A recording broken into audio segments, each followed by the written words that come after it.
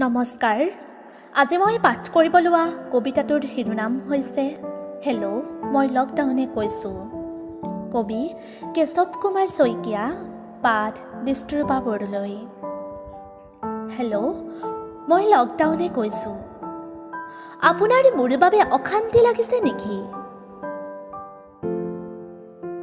মই আহিছোঁ গোটেই বিশ্বত আতংকৰ সৃষ্টি কৰা কৰোনা ভাইৰাছৰ পৰা নিৰাপদে ৰাখিবলৈ অলপমান দিন মানুহৰ সমাগমৰ পৰা আটাইকে আঁতৰাই ৰাখিবলৈ চেষ্টা কৰিছোঁ। আশা কৰোঁ সকলোৱে সহযোগ কৰিব। নহ'লে ক'ভিড-19 যে মৃত্যুৰ দূত হৈ মানুহ নামৰ প্ৰাণীবোৰক নিঃশেষ কৰিব। কতজনে ভগৱানক প্ৰাৰ্থনা কৰিও মৃত্যুৰ পৰা ৰেহাই নেপালে। চাৰিওফালে মৃত্যুৰ কিৰিলি।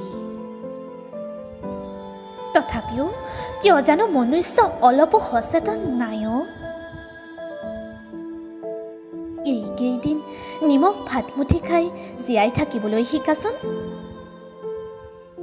মিছাতে মাছ মাংস শাক পাচলি বিচাৰি বজাৰত জনসমুদ্ৰ কৰি তুলিছা।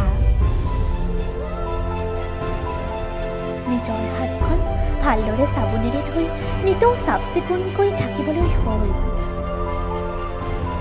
মানুহৰ পৰা 1 মিটাৰ দূৰত্ব বজাই ৰাখিবলৈ হ'ল।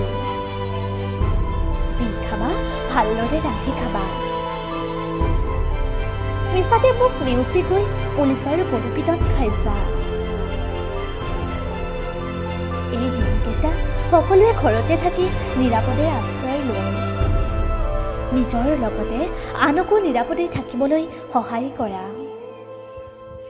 এটা কথা কিন্তু, হাতখন স্বচ্ছতা কৰিবলৈ নেপাহৰিবা। আৰু হাতখন বাৰে বাৰে চকু মুখ নাকত স্পৰ্শ কৰি নাথাকিবা। ধন্যবাদ।